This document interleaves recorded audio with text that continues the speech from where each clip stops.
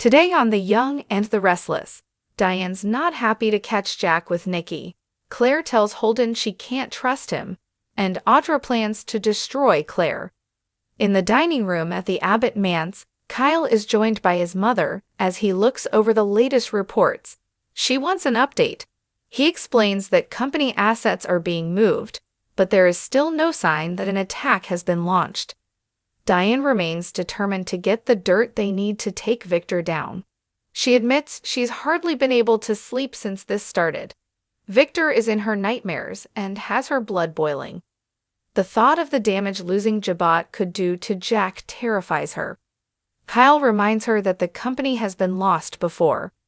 All they can do is focus on what is immediate and do the best they can. If they lose everything, they will rebuild as a family. Diane loves how much he sounds like his father.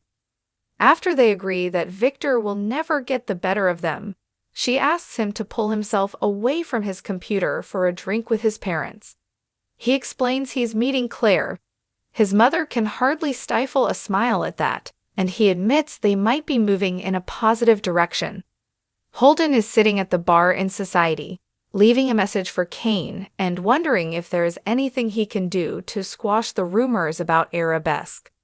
He's happy to see Claire drift in and tries tempting her to join him. She's going to have to take a rain check on that. Kyle will be joining her for a drink.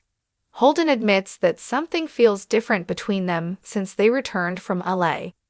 She explains it isn't because of what he did with Audra. It's about what she senses he's not telling her. Trust is a big deal to her.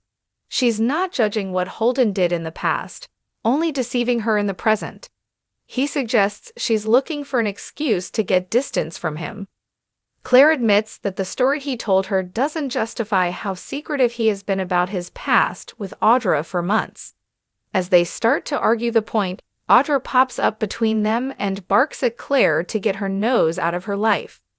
She can understand why Claire always expects the worst of everyone, as her aunt trained her to be an evil sidekick. She reminds Claire she's the biggest criminal in the room and suggests Holden is only playing her for money. Claire shoots back that Audra has failed in all her relationships. She lists the failures and rubs in her face that she has no job. Audra loses it and smacks her. As Claire recovers from the shock, Audra claims that was just a test. Claire runs a test of her own and grabs Audra's windpipe, choking her until Holden manages to pull them apart. No sooner has Kyle walked in than Claire rushes him out the door. Audra rails that Claire is homicidal. Holden reminds her she goaded her into it with insults and even assaulted her. Audra thinks that he's falling into line to fawn over little Claire like everyone else. He points out that she just gave Claire more reason to dig into everything that she's been trying to hide. It's a mystery to him why she can't stay out of Claire's way.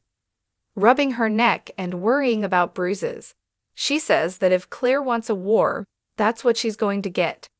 Jack wanders into the athletic club and catches the tail end of a message Nikki is leaving for Victor.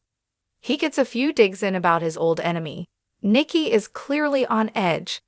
She worries about what is really happening in LA and wonders if she should fly back. The family is always telling her that she's their backbone and then leaving her in the dark. It's insulting that people aren't frank with her. They miss the peace between the families, but Jack is sure that Victor could never have kept it. Hating him is as basic to Victor's life as breathing. When he brings up what's happened to Arabesque, he adds he's certain that her husband is behind sucking it dry.